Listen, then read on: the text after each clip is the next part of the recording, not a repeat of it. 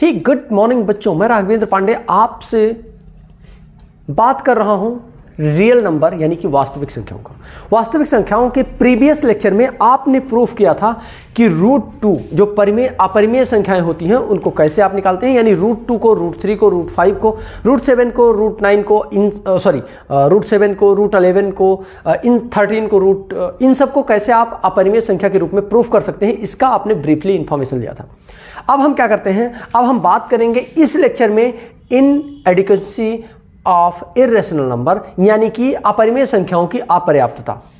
मतलब किसको आप अपरिमेय संख्या लिख सकते हैं, कब अपरिमेय संख्या पर्याप्त होगा, कब अपर्याप्त होगा, कब मतलब सफिशिएंट नहीं होगा, इन सारी चीज़ों के बारे में ब्रीफली समझने वाले हैं। इसी में अगर कोई ज़रूरत पड़ा तो और भी आगे बढ़ेंगे, ठीक है ना। तो wish you all the best from my side. वैसे आपको बता दूं, अगर आपने चैनल को सब्सक्राइब नहीं किया तो सब्सक्राइब करें, बेल आइकन हिट करें, लेटेस्ट अपडेट्स पाने के लिए अपने फ्रेंड के साथ शेयर भी कर दें, उसको भी मदद करने के लिए। चलिए ठीक है, आपने ये सारी काम कर दिया है तो इतना सा प्यारा सा टॉपिक लेकर के हम आपके सामने आ गए हैं। बच्चों देखो, अभी तक आपने देखा होगा कि जैसे कोई चीज़ लंबाई हो, दूरी हो, या कोई सामान लेने जाते हैं तो आप कह देते हैं कि हमको आधा किलो दे दीजिए। ये 1/2 kg क्या है, कोई चीज़ आप शुगर लेने जाते हैं, चीनी लेने जाते हैं, चीनी आप क्या करते हैं आधा किलो ले लेते हैं, इसका मतलब आप परिमेय संख्या के रूप में इसको व्यक्त कर सकते हैं, सही है ना। परिमेय संख्याओं के रूप में बहुत सारी चीज़ें, 7 होल 1/2, 3 होल 1/4 या 1 होल 1/4, मतलब ऐसे क्या करते हैं, इतना मीटर, इतना किलोग्राम, इतना लीटर आप कह देते हैं ना। तो ये सारी चीज़ें तो चलती ही रहती हैं, यानी कि आप किसी भी चीज़ को परिमेय संख्या के रूप में व्यक्त कर सकते हैं। पर कभी कभी ऐसा कंडीशन आ जाता है कि अब आप उसे परिमेय संख्या के रूप में नहीं व्यक्त कर सकते। क्या अब आप उसे परिमेय संख्या के रूप में नहीं व्यक्त कर सकते? तो जब परिमेय संख्या के रूप में नहीं व्यक्त कर सकते तब उस समय अपरिमेय संख्याओं का जन्म हो जाता है। क्या हो जाता है? अपरिमेय संख्याओं का जन्म हो जाता है, यानी कि जब परिमेय संख्याओं की पर्याप्तता नहीं रह जाती तो अपरिमेय संख्याओं का जन्म होता है, यानी अपरिमेय संख्या आकर के उस जगह को फुलफिल कर देते हैं। जैसे एक एग्जांपल लेके बताऊंगा कि आपके पास एक ट्रायंगल है, ध्यान से देखना, और आपसे कहा जा रहा है इस ट्रायंगल ABC, इसका कहा जा रहा है AB भुजा 1 मीटर है, 1 यूनिट है, इकाई है, मात्रक है, मीटर है, कुछ भी मान लो, 1 मीटर है, सेंटीमीटर है, किलोमीटर है, 1 किलोमीटर है, 1 मीटर है, और जबकि वहीं BC भी 1 मिलीमीटर। अब आपसे कह रहे हैं इस कर्ण, और ये ध्यान रहे ये 90 डिग्री है, अगर ये 90 है तो ये क्या होगा, ये कर्ण होगा, यानी कि हाइपोटेन्यूज होगा, और अगर ये हाइपोटेन्यूज है तो ये क्या होगा, ये हो जाएगा आपका बेस यानी कि आधार, और ये हो जाएगा परपेंडिकुलर यानी कि लंब। ध्यान देना। अब जब ये हाइपोटेन्यूज है तो आपसे अगर पूछा जाए इस AC की वैल्यू क्या होगी तो आप कैसे फाइंड आउट करोगे? इसको फाइंड आउट करने के लिए सबसे पहले चलना पड़ेगा, आपको पाइथागोरस प्रमेय पढ़ना पड़ेगा। क्या आपने पढ़ रखा है, याद कर रखा है, सब कुछ ठीक है, बस मैं थोड़ा सा याद कराऊंगा। आपको याद होगा कि कर्ण का स्क्वायर बराबर होता है लंब स्क्वायर प्लस आधार स्क्वायर। अब हमसे ये मत कहना इसको प्रूव करो आप, क्योंकि ये आपके सिलेबस की बात नहीं है, बहुत दूर चले जाए आप, ठीक है ना। अब ये आपको याद होना चाहिए, इसी को हम अगर इंग्लिश में कह देते हैं तो आपको याद होना चाहिए कि hypotenuse square equal to perpendicular square plus base square. ये है आपका फार्मूला, इसको आप याद कर लीजिए। इससे अगर परपेंडिकुलर की जरूरत पड़ा मतलब तो भी निकल जाएगा। चलो परपेंडिकुलर के लिए फार्मूला लिख देते हैं, perpendicular square equal to, perpendicular निकालना होगा तो बेस को इधर भेजना पड़ेगा, यानी कि hypotenuse square minus base square. अगर आपको बेस फाइंड आउट करना है, बेस स्क्वायर फाइंड आउट करना, तो इसी बेसिक फार्मूले से निकाल सकते हैं आप, यानी कि परपेंडिकुलर को इधर लेके जाएंगे, यानी hypotenuse square minus perpendicular square. तो इस तरीके से आप निकाल सकते हैं किसी भी चीज़ को। ये तो मैं एक कंडीशन बताया कि हाइपोटेन्यूज दे रखा है और परपेंडिकुलर दे रखा है, बेस दे रखा है, तो आप हाइपोटेन्यूज निकालो। बाकी आप कुछ भी निकालने के लिए कह सकता था, आप निकाल सकते हैं इसका उपयोग करके। चलो आगे बढ़ते हैं। तो ये आप याद कर लीजिए, इसका हम उपयोग यहाँ करने वाले हैं, ठीक है ना। अच्छा इरेज कर दिया मैंने, गलत कर दिया, चलो कोई बात नहीं। अब फिगर में ध्यान से देखो, फिगर फिर से बनाना पड़ेगा हमको। ये है आपका फिगर, ये 90 डिग्री है, ध्यान रहे 90 की जस्ट सामने हाइपोटेन्यूज होता है, और ये है 1 मीटर और ये भी आपका 1 मीटर। बहुत ध्यान से देखना, A, B और C है। अब अगर आपसे कहा जाए हाइपोटेन्यूज निकालो तो आप जानते हैं क्या हो जाएगा, AC square perpendicular square equal to hypotenuse square equal to perpendicular square plus base square. तो परपेंडिकुलर कितना है 1 का स्क्वायर प्लस बेस कितना है 1 है 1 का स्क्वायर। तो AC और AC को हम मान लेते हैं कि AX है, मान लीजिए। तो ये x स्क्वायर इक्वल टू क्या हो जाएगा 1 का स्क्वायर 1 ही होगा, 1 का स्क्वायर 1 होगा, यानी x स्क्वायर इक्वल टू 2। और जबकि अभी थोड़ी देर पहले, यानी थोड़ी देर पहले नहीं, प्रीवियस लेक्चर में आपने ये प्रूफ किया है कि x स्क्वायर की वैल्यू कभी 2 नहीं हो सकती। क्या x स्क्वायर की वैल्यू कभी 2 नहीं हो सकती, यानी कि x स्क्वायर इक्वल टू 2 हो गया। तो x इक्वल टू कभी 2 नहीं हो सकता, यानी कि x इक्वल टू क्या हो जाएगा प्लस माइनस 2, यानी x इक्वल टू क्या हो जाएगा प्लस माइनस रूट 2। इसका मतलब समझो, प्लस माइनस का मतलब समझो, x इक्वल टू एक बार प्लस रूट 2 है, जबकि वहीं x इक्वल टू एक बार माइनस रूट 2 है। प्लस रूट 2 होने पर प्लस लिखा नहीं जाता है, माइनस रूट होने पर माइनस लिखा जाता है, ठीक है ना। तो एक चीज जानिए कि x की 2 वैल्यूज आ गई, और ये जो जन्म हो गया इसे हम कहते हैं अपरिमेय संख्या। अपरिमेय संख्या। क्या इस चीज की क्लियरिटी आई? ऐसे ही आप अंडर रूट 2 के साथ में अंडर रूट 3 भी फाइंड आउट कर सकते हैं, अंडर रूट 7 भी फाइंड आउट कर सकते हैं। ऐसे बहुत सारे नंबर हैं। ऐसे ही आप पाई का वैल्यू पढ़ते हैं। ये सब क्या है, एक अपरिमेय संख्या है। क्या है? अपरिमेय संख्याएं हैं। इनको आप हमेशा के लिए अपने दिमाग में सेव कर लीजिए। क्या है? ये अपरिमेय संख्याएं हैं। इन संख्याओं को आप अपने दिमाग में सेव कर लीजिए। क्लियरिटी आ गई? अगर आपको इतनी बातें क्लियर हो गई, एकदम स्पष्ट हो गया, तो क्लियर करें, कंफर्म करें। एक बार कमेंट करें, आप देख लूं मैं कि आप लोग प्रॉपर समझ में आ रहा है, सारी चीजें क्लियर हो रही हैं। ठीक है, चलो आओ। अगर ये बात क्लियर हो गई तो हम आगे बढ़ते हैं, एक प्रश्न लगाते हैं और प्रूफ करते हैं, है ना, कि √3 या √2 कोई भी चीज, √7 एक परिमेय संख्या है या नहीं, ये हम चेक करते हैं।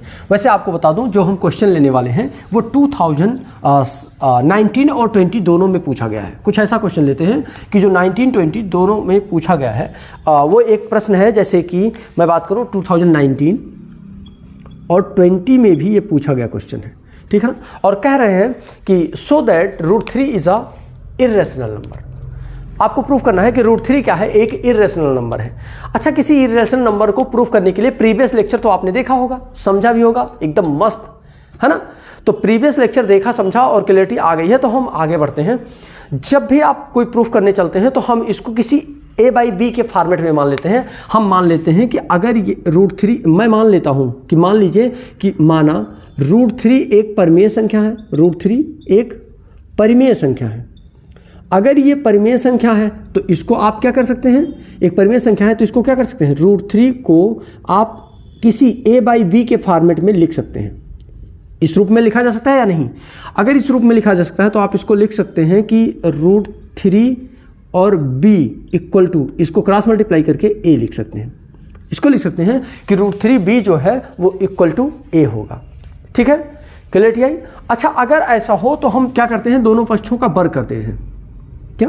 वर्ग कर देते हैं। तो वर्ग करने पर क्या मिलेगा आपको? मिल जाएगा 3b² इक्वल टू a²। इसका मतलब ध्यान से देखिएगा कि a² इस समीकरण 2 से, जो a² है वो किससे, 3 से कटेगा। a² 3 से विभाजित होगा। भाई सिंपल सी बात है, a² 3 से विभाजित होगा। अगर a² 3 से विभाजित हो रहा है तो a भी क्या होगा, a भी 3 से विभाजित होगा। क्लियरिटी आ रही है? भाई जब a² विभाजित होगा तो a भी क्या होगा, 3 से विभाजित होगा। क्लियरिटी आई?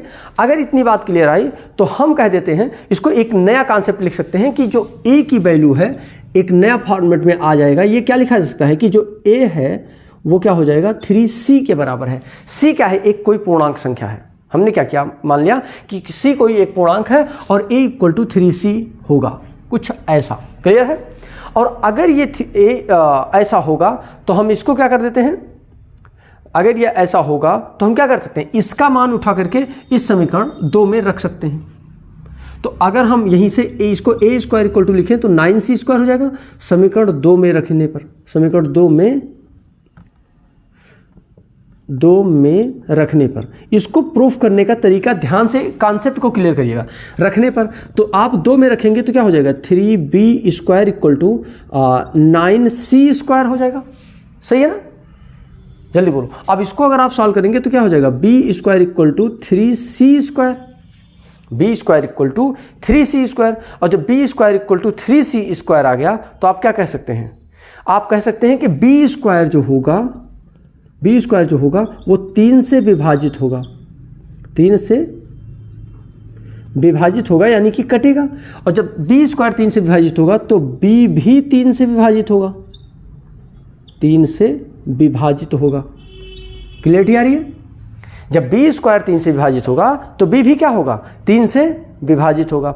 अगर b भी 3 से विभाजित होगा, अब समझने वाली बात, जब इसी 3 से a भी विभाजित हो रहा है और इसी 3 से b भी विभाजित हो रहा है, देखो यहाँ इसी 3 से a भी विभाजित हो रहा है, इसी 3 से b भी विभाजित हो रहा है। इसका मतलब हम कह सकते हैं कि जो a और b है उन दोनों में से कोई एक उभयनिष्ठ गुणनखंड भी है ना।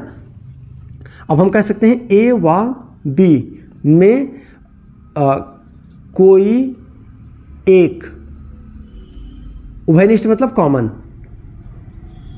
कॉमन गुणनखंड भी है, कॉमन फैक्टर भी है। अब जब a और b में कोई कॉमन फैक्टर है, क्लियरिटी आ रही है, बोलो जल्दी। तो ये अभी आपने कहा कि ये दोनों एक क्या हैं, परिमेय संख्याएं हैं, और अभी आप कह रहे हो कि a और b एक कॉमन फैक्टर है। इसका मतलब जो आपने कहा उसका क्या हो रहा है, विरोध हो रहा है। क्या हो रहा है, उसका विरोध हो रहा है।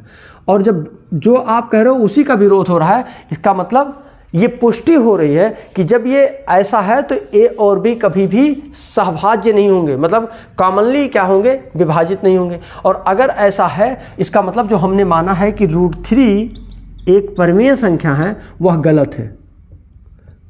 परिमेय संख्या है वह क्या हो गया, कॉन्सेप्ट गलत। इसका मतलब क्या हो गया, अतः √3 क्या हो गया, एक √3 एक परिमेय नहीं भाई, अब क्या हो गया, ये अपरिमेय संख्या है। क्लियरिटी आ रही है। अब ये क्या है, √3 एक अपरिमेय संख्या। फिर से एक बार समझा देता हूं, 1 मिनट में रिकैप मार देता हूं। देखो अभी आपने कहा, जब आपने कहा कि प्रूफ करिए कि √3 एक परिमेय संख्या है, अपरिमेय संख्या है, तो हमने मान लिया कि √3 एक परिमेय संख्या है। अब परिमेय संख्या कोई लिखना चाहिए, इसका मतलब a/b के फॉर्मेट में हमने लिख दिया। हमने कहा a b कोई पूर्णांक है और उस फॉर्मेट में लिख दिया √3 इक्वल टू ab। इसको हम क्रॉस मल्टीप्लाई करके √3b इक्वल टू a लिख सकते हैं। वर्क कर दिया तो 3b square equal to a square हो गया। a स्क्वायर 3 से विभाजित होगा, सिंपल सी बात है। a स्क्वायर 3 से, इसको लेके आओ होगा तो a स्क्वायर 3 से विभाजित होगा, तो a भी 3 से विभाजित होना चाहिए, हो गया। तो अब हमने मान लिया जो विभाजित करोगे तो कुछ आएगा ना, तो c को एक पूर्णांक मान लिया तो a इक्वल टू 3c आएगा। तो जब a square equal to 9c square हो जाएगा, तो समीकरण 2 में इसी का मान उठा करके इसमें हमने रख दिया। तो 3b square equal to 9c square, 3 3 जा यानी b square equal to 3c square, यानी b स्क्वायर क्या होगा, 3 से डिवाइड होगा। b स्क्वायर क्या होगा, 3 से डिवाइड होगा, तो b भी 3 से डिवाइड होगा। और ab में कोई कॉमन फैक्टर बनेगा। अब तो कोई ना कोई कॉमन गुणनखंड बनेगा ना। तो जब कॉमन गुणनखंड कोई बनेगा, इसका मतलब कॉमन गुणनखंड बन रहा है, इसका मतलब ये परिमेय संख्याएं नहीं है। ए बी में अगर कोई कॉमन गुणनखंड बन गया तो इसका मतलब कोई परिमेय संख्या, समझ आ रही है। तो अगर ये परिमेय संख्या नहीं है, कॉमन फैक्टर नहीं है, तो क्या होगा, कॉमन गुणनखंड नहीं बन रहा है, तो क्या होगा, ये परिमेय संख्या नहीं है। तो जो हमने मान लिया था कि एक परिमेय संख्या है, ये क्या हो गया, हमारा कॉन्सेप्ट जो एजम्पशन था वो गलत हो गया। अगर मेरा एजम्पशन गलत हुआ, इसका मतलब ये एक परिमेय संख्या नहीं, यह एक अपरिमेय संख्या है। क्लियरिटी आ रही है। तो बच्चों मिलते हैं आपसे नेक्स्ट लेक्चर में नेक्स्ट टॉपिक के साथ, तब तक के लिए wish you all the best. Thank you so much बच्चों।